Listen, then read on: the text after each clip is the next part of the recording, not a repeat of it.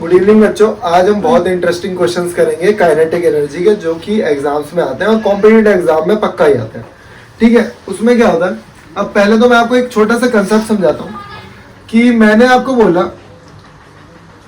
कि एक 1000 kg की बस है और उसकी वेलोसिटी मान लेते हैं हम लोग 100 किलोमीटर है, 100 मीटर पर सेकेंड, 100 मीटर पर सेकेंड।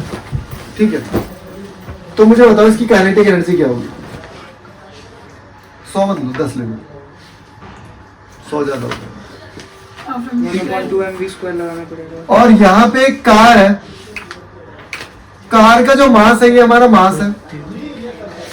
अब पता मैं यहाँ क्या समझाना चाह रहा हूँ, आप बताओगे कि क्या ऐसा हो सकता है कार की और बस की काइनेटिक एनर्जी सेम हो जाए? हो सकता है? हाँ भैया हो सकता है। कैसे भैया अगर मास कम है और वेलोसिटी ज्यादा तो हो सकती है। देख लो देख रहे हो क्या यार, कि अब मैं वही तो बता रहा हूँ कि हो सकता है भाई सेम, ऐसा कुछ नहीं है। यहाँ पे कार कितनी है? 250 किलोग्राम की है, मास है उसका, और उसकी जो वेलोसिटी है वो 20 है, 20 मीटर पर सेकेंड। कितनी है? 20 मीटर पर सेकेंड। अब मैं दोनों की के निकालूंगा, K of car, K of bus, half into M into square, half into M कितना है? 1000 है, और वेलोसिटी कितनी है? 100 लिख दूं सीधे, कार को कितनी आएगी? 50,000 आएगी। अब यहाँ पे निकालता हूँ, हाफ इंटू 250 इंटू 20 का स्क्वायर, सीधे 400 लिख दूं, मल्टीप्लाई करोगे तो 50,000 ही आएगा। तो ऐसा हो सकता है, ऐसा हो सकता है। तो यहाँ पे क्वेश्चन क्या पूछने जा रहा हूं मैं, इसको मैंने समझाने के लिए बताया कि दो ऑब्जेक्ट है मेरे पास ऐसे, एक का जो मास है ना, जैसे इसी क्वेश्चन को देता हूं मैं, mass of car is, sorry बस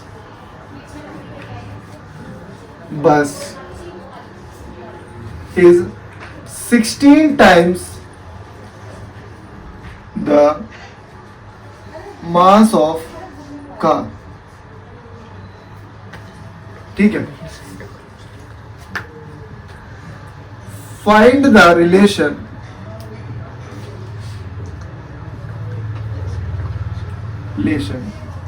between velocity of bus and car. अब पता सारा तो खेल मैंने समझा ही दिया तुम्हें यहीं से यार, कोई ओरली बता के दिखा दे मुझे, आपसे उम्मीद है मुझे आप बता सकते हो। बहुत ही बच्चों वाला क्वेश्चन है कि वेलोसिटी के साथ क्या होगा रिलेशन। ऑफ कोर्स सी बात है, ये तो मैंने लिखा ही नहीं यहाँ पे कि जो काइनेटिक एनर्जी है वो दोनों की सेम है। काइनेटिक एनर्जी जो है वो कांस्टेंट है, काइनेटिक एनर्जी फिक्स है, कांस्टेंट है, दोनों की काइनेटिक एनर्जी सेम है। ऑफ कोर्स सी बात है, मुझे पता है कि यार बस का जो वेट है वो 16 गुना ज्यादा है, तो कार की स्पीड तो बहुत तेज होगी भैया। 4v/4 होगा, 4:1 होगा दोनों की वेलोसिटी। बहुत बढ़िया है, क्या बात है, इंप्रेसिव। अब ये तो इसने दिमाग नहीं लगाता, सही कह रहा हूँ मैं। हाँ सही फाड़ दूंगा। तो मैंने ये बोला है कि अगर ये मार्कर दिख रहा है आपको पता है, इस मार्कर से अगर इसकी स्पीड बहुत ज्यादा हो तो ये मार्कर प्लास्टिक आपके पेट के आर पार निकाल दूंगा। क्या बुलेट जो बंदूक की गोली होती है वो नहीं निकल जाती यार? ये ना गर्मी लगेगी इस पर, फ्रिक्शन की वजह से मार्कर बचेगा ही, मार्कर बचेगा, ऐसी बात नहीं है, नहीं बचेगा। बचेगा। नो, तू क्या कह रहा है, एयर फ्रिक्शन से ही खत्म हो जाएगा? बहुत, अगर आप ज्यादा स्पीड दोगे तो। इतनी स्पीड दे रहा हूँ कि बस आर पार चला जाए। डिस्टेंस भी तो मैटर करता है। डिस्टेंस नहीं, ज्यादा मैटर नहीं करता, इतनी डिस्टेंस जहाँ तुम बैठे हो मैं यहाँ बैठा, डिस्टेंस ही मैटर नहीं करता। तो स्पीड कम होगी, डिस्टेंस मैटर करता है। तो और एक और चीज है डिस्टेंस मैटर करता है, प्रोजेक्टाइल। प्रोजेक्टाइल पे आप फेंकोगे तो नहीं, प्रोजेक्टाइल से फेंकूंगा नहीं, अगर डिस्टेंस ज्यादा होगी तो डिप करेगा वो। भैया आप वैक्यूम में फेंक रहे हो, ग्रेविटी में नहीं फेंक रहे। वैक्यूम होती है ग्रेविटी में, वैक्यूम में ग्रेविटी होती है, लेकिन आप ग्रेविटी में नहीं फेंक रहे। ग्रेविटी में ही फेंकूंगा भाई, और क्या मैं स्पेस पे जाके फेंकूंगा? भैया आप केस करते हो ना, तो उसमें केस करते देखनी होती है वही देते हैं। जब हम पढ़ते हैं ना ये सारी चीजें, तो हम जो बहुत सारे सर्कमस्टांसेस होते हैं, जैसे drag force, friction force, gravity का फोर्स, ये सबको नेग्लेक्ट करना पड़ता है। अगर ये सारे फोर्स लगा देंगे ना तो ये इक्वेशन 10-10 पेज की हो जाएगी। तो पहले जब 11th क्लास में पढ़ोगे तो एग्जामिनर वही लिख देता है कि ऑल फोर्सेस आर नेग्लेक्टेड, इस तरीके से। अब ये क्वेश्चन जो मैंने लिखवाया है मैं सॉल्व करके बता रहा हूँ आपको, ठीक है। पहले मैं एक ना रिलेशन बता देता हूँ, ध्यान से देखना। रिलेशन ये है कि वेलोसिटी जो है वो स्क्वायर में है। वेलोसिटी किसमें है? स्क्वायर में। वेलोसिटी किसमें है? स्क्वायर में। तो अगर मैं एक वेलोसिटी डबल करता हूँ तो काइनेटिक एनर्जी 4 गुना बढ़ जाएगी। अगर मैं वेलोसिटी को डबल कर दूं तो डबल का स्क्वायर तो 4 गुना होता है, काइनेटिक एनर्जी 4 गुना बढ़ जाएगी। अगर मैं वेलोसिटी थ्राइस कर देता हूँ तो काइनेटिक एनर्जी 9 गुना हो जाएगी, 9 टाइम्स हो जाएगी। मतलब 9 गुना ज्यादा नुकसान होगा अगर वेलोसिटी 3 गुना हो जाती है बस। तो यहाँ पे मैंने देखा, यहाँ पे एक रिलेशन दिख रहा है मुझे कि अगर मास जो है, मास अगर 4 गुना कम हो रहा है तो ये 2 गुना बढ़ जाएगी, मतलब उसका रूट टाइम्स होगा। इन दोनों में रिलेशन जो होगा वो रूट टाइम्स होगा। अगर वो 16 गुना ज्यादा है ना तो 16 का रूट 4 गुना ज्यादा होगी वेलोसिटी। अगर वेलोसिटी 1 है, 10 है तो ये 40 होगी यहाँ पे, ठीक है। अब उस चीज को हम लोग समझते हैं इक्वेशन के जरिए, ठीक है। ठीक है, अब मैं क्या कर रहा हूँ, लिख रहा हूँ मैं ऊपर kinetic energy of bus is equal to 1/2 mass of bus velocity of bus का square. Kinetic energy of car half m of car and velocity of car का स्क्वायर। अब पता है हाफ से हाफ तो कट गया,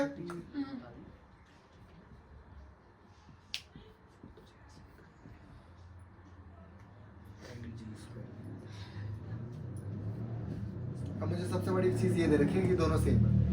इन दोनों का रेशो मुझे दे रखा है, कितना दे रखा है? 16:1, ठीक है। अब ध्यान से देखिए, VB अपॉन VC ओ अंग्रेज, इसको आप नीचे लेके आ जाओ तो ये हो जाएगा 1/16। VB is equal to VC, root कर दूंगा मैं, क्या कर दूंगा? रूट, क्योंकि ये स्क्वायर है तो मेरे पास आ जाएगा VB अपॉन VC आ गया 1/4। आप क्रॉस कर दो तो VC आ जाएगा 4VB। मतलब वेलोसिटी ऑफ कार कितनी होगी? 4 गुना होगी, किससे? वेलोसिटी ऑफ बस। ये है तगड़े क्वेश्चन। अब आपको बताना है, मैं एक छोटा सा कंसेप्ट पूछ रहा हूँ डैमेज के ऊपर। एक कार है जो कि 20 किलोमीटर पर आवर से चल रही है, या फिर ले लेते हैं 20 मीटर पर सेकंड से चल रही है, और एक और उसके आगे कार चल रही है, वो चल रही है 20 मीटर पर सेकंड से। हाँ, केस 1। तो बताओ क्या ये कभी ठुकेंगे? नहीं। क्या कभी डैमेज होगा? अगर इन दोनों के बीच में एक सुई का गैप भी है तो भी ये नहीं ठुकेंगे। अगर रोड प्लेन है, अब तुम बोलोगे ब्रेकर है, रोड खराब है, तो केस अलग हो सकता है ना, तो ये नहीं ठुकेंगे। अगर मैंने बोला इसकी स्पीड बढ़ा दी मैंने 1 से, तो ये से ठोके तो डैमेज होगा। तो मेन डायरेक्टली मैं आपको बताता हूँ, अगर इसकी स्पीड और बढ़ा दी ये जरूरी है, काफी डैमेज डैमेज। इसका मतलब जितने वेलोसिटी में डिफरेंस आएगा, जितनी वेलोसिटी में डिफरेंस आएगा, मान लो ट्रेन है, सेम ट्रैक पे ही तो चल रही है, एक ही ट्रैक है, और तब तो ठुकेगी। और तो उसके बगल वाला भी है, उसमें बगल वाले का आ रही होती है, जा रही होती है, ठीक है। तो यहाँ पे डिफरेंस है, जितना डिफरेंस होगा, आप ध्यान से देखो। एक और चीज, अब मैंने आपसे बोला यहाँ पे डिफरेंस कितना है? 10 का। अब मैं डिफरेंस कितना बता रहा हूँ, ध्यान से देखना। 1:30 इधर से आ रही है और 1:30 इधर से आ रही है। डैमेज तो हो गई, कितना टाइम्स डैमेज बढ़ जाएगा? 9 टाइम्स, बढ़ेगा ही नहीं। 9 टाइम्स हो जाएगा भैया। चलो देखते हैं, चेक करते हैं, ध्यान से देखना। इसकी काइनेटिक एनर्जी निकाल लो, half mv² minus half mv²। तो हाफ m तो कॉमन ही ले लूंगा, ठीक है। 30 माइनस 20 का स्क्वायर, 30 का स्क्वायर 900 माइनस 20 का स्क्वायर 400, कितना आ गया? 500 हाफ mv², मतलब 250 m आ गया। अब यहाँ देखो ध्यान से, half mv² minus half mv²। भैया प्लस हो रहा है तो दोनों एक से सामने आ रहे हैं। हाँ, यही तो मैं बता रहा हूँ, लेकिन इसमें कैसे पुट करेगा? ध्यान से देखो, m तो कॉमन है, v स्क्वायर लूंगा, 30 का स्क्वायर 900। यहाँ पता है क्या करूंगा, ये माइनस में है, वेलोसिटी क्या है हमारी, नेगेटिव है, तो यहाँ पे एक नेगेटिव और आएगा तो ये प्लस हो जाएगा, तो हाफ m 900, तो कितनी होगी, हाफ m 1800, कितनी हो गई 1800, 30 का है ना। देख रहे हो डिफरेंस कितना आ गया, मुझे ऐसा क्यों लग रहा है मैंने कुछ गड़बड़ कर दी है, ठीक है वैसे, हाँ ठीक है, 2 से डिवाइड में 18 नहीं कर रहा मैंने, अभी हो 922 क्या पता है बेच ना बस मैं ये रिलेट करवाना चाह रहा था आपसे कि यहाँ पे डिफरेंस कितना है 10 का, डिफरेंस कितना है 10 का, यहाँ पे डिफरेंस 60 का है। गाड़ी पे भी डिपेंड करती है। नहीं गाड़ी तो सेम है, सब कुछ सेम है, तो वजन भी तो सेम है भाई, वेरिएशन कहाँ है बता, वजन सबका सेम है, वजन सबका सेम है। तो अगर मैं बता रहा हूँ यहाँ पे कितना डिफरेंस है और यहाँ पे कितना डिफरेंस से नहीं निकाल पा रहे हम लोग, है ना, थोड़ा चेंज आ रहा है, लेकिन ये पता लग गया हमें कि वेलोसिटी अगर चेंज हो रही है तो जितनी ज्यादा वेलोसिटी में गैप होगा, अभी वेलोसिटी में गैप बहुत ज्यादा है, 60 का गैप है।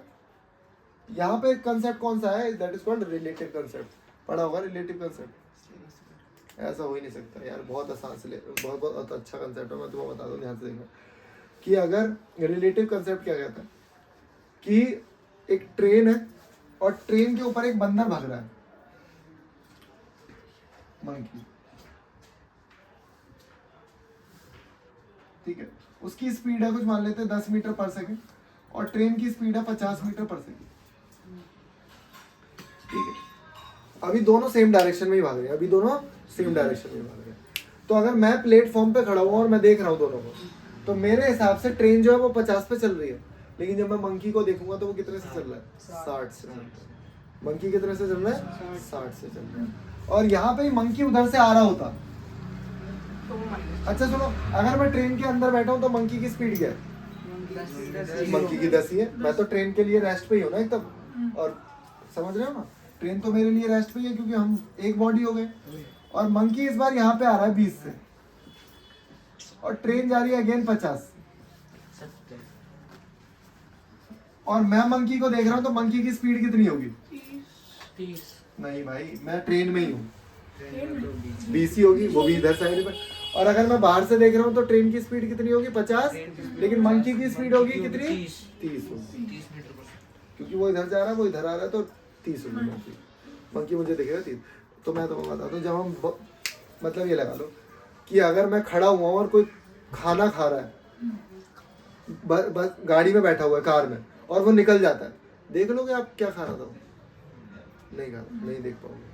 लेकिन अगर उसी के बगल में मेरी भी कार चल रही है, वो हाईवे पे जा रहा है और उसके बगल में ही मेरी कार चल रही है और सेम स्पीड में हम दोनों, तो मैं आराम से देख लूंगा भाई क्या खा रहा है, बात भी कर सकता हूँ मैं तो उससे, भैया आपने खाना खाया, सामने सामने दिख जाएगा मुझे, क्योंकि रिलेटिव स्पीड क्या है, रिलेटिव अगर सेम स्पीड में तो रिलेटिव स्पीड 0 है, देखो ना, भैया कोई बताओ। अगर सिंघम वाला सीन देखा है ना तुमने, नहीं देखे, सिंघम नहीं देखे, वो दोनों बुलेट पे रहता है या गाड़ी पे रहता है, बुलेट पे रहता है, बुलेट पे रहता है, दो गाड़ियां चल रही होती है बुलेट पे और चल रही होती है, तो दोनों की स्पीड ना सेम है, दोनों की स्पीड सेम है, तो वो उसके लिए क्या है, रेस्ट पे है, उसके लिए वो रेस्ट पे है। दोनों की अगर स्पीड आगे पीछे हो जाती है तो बस दुर्घटना घट जाएगी, समझ रहे हो, ये है। भैया उनका उसका खाना नहीं गिरेगा जब स्पीड बढ़ाएगा, कौन स्पीड बढ़ाएगा, नहीं वो तो कार में, कार के अंदर है ना, वो कहीं तो रेस्ट पे खाना, कार के हिसाब से तो वो रेस्ट पे ही है, वो एक बॉडी बन चुका है भाई, वो अंदर है कार के, खाना वाना गिरेगा जब वो बॉडी के मतलब कार के बाहर होगा, एनक्लोज्ड में नहीं है ना, खाना तब गिरेगा या तो वो छत पे बैठ के खा रहा हो, तो वो बॉडी के बाहर है, स्पीड उसकी सेम है, फिर भी थोड़े अलग कंसेप्ट लगते हैं, एयर फ्रिक्शन और दुनिया भर की चीजें लग रही है ना, इसीलिए देखो, a bullet of mass 10 gram is fired from a rifle with a muzzle speed of 800 metre पर, बहुत तगड़ी स्पीड है यार, 800 मीटर पर सेकंड, एक सेकंड में 1 किलोमीटर लगभग, after passing through a mud wall, एक दीवार है बनी हुई है, तो 1 मीटर अंदर तक चली जा रही है गोली। राइफल की तो यार राइफल होती है, उसमें जान होती है, पिस्टल नहीं है, पिस्टल में इतनी स्पीड नहीं होती, राइफल में होती है। राइफल स्नाइपर तगड़ी होती है। 1 मीटर मोटी थिक है वो, और 1 मीटर अंदर तक चली गई गोली। The speed of the bullet drops, अब स्पीड कितनी हो गई, कम हो गई। Calculate the work done by the mud, मतलब मड ने कुछ ना कुछ रिपल्सिव फोर्स लगाया हुआ, यहाँ से जब बुलेट ने फोर्स लगाया तो वहां से भी कोई फोर्स लगाओ। तो भाई वर्क डन जो है हमारा वो होता है चेंज इन के। वर्क डन क्या है, चेंज इन के। अच्छा मैं ये बता था, गाड़ी जब दोनों स्पीड से सेम स्पीड से जा रही है, गाड़ी दोनों जब सेम 20 से चल रही है, तो क्या कोई वर्क डन होगा? क्यों नहीं होगा? क्योंकि दोनों का चेंज 0 है, तो कोई वर्क डन होगा ही ना, ठुकेगी नहीं। तो यहाँ पे लिखूंगा सबसे पहली चीज half M V square minus half M U square. Half common लूंगा, ये m की वैल्यू लूंगा 0.01 ग्राम में है ना, किलोग्राम में कन्वर्ट करें। वी स्क्वायर कितना है भाई, 800 का स्क्वायर माइनस 200 का square. a plus B, a minus B वाला फॉर्मूला लगाऊंगा। भाई ये बुलेट की स्पीड ड्रॉप हुई है -200 से, हाँ, तो 600 sorry, की आएगी। नहीं, यहाँ पे 200 आएगा, फाइनली 200 हो गई ना, फाइनली 200 हो गई, 400 में चेंज आएगा ना ये तो 200 का स्क्वायर, या एक बार एक काम करो, एक बार प्लस कर दो और एक बार माइनस कर दो, 40 और आंसर आएगा माइनस। 2 0 से 2 0 काट दो, कितना आ रहा है, इसको भी काट दो, 3000 आ रहा है। 3000 जूल वर्क डन। और क्वेश्चन ऐसा भी आ जाता है कि एक्सीलरेशन क्या है, 2as square to v square minus u square, तो ये भी क्वेश्चन आ जाता है। एक्सीलरेशन बताओ कितनी हो रही है, ठीक है, तो हम एक्सीलरेशन भी बता सकते हैं उससे, क्योंकि डिस्टेंस मुझे पता लगे कितनी अंदर तक गई है। वैसे इसका कोई रोल नहीं था 1 मीटर का, ठीक है, तो ऐसे क्वेश्चन भी आते हैं। ओके।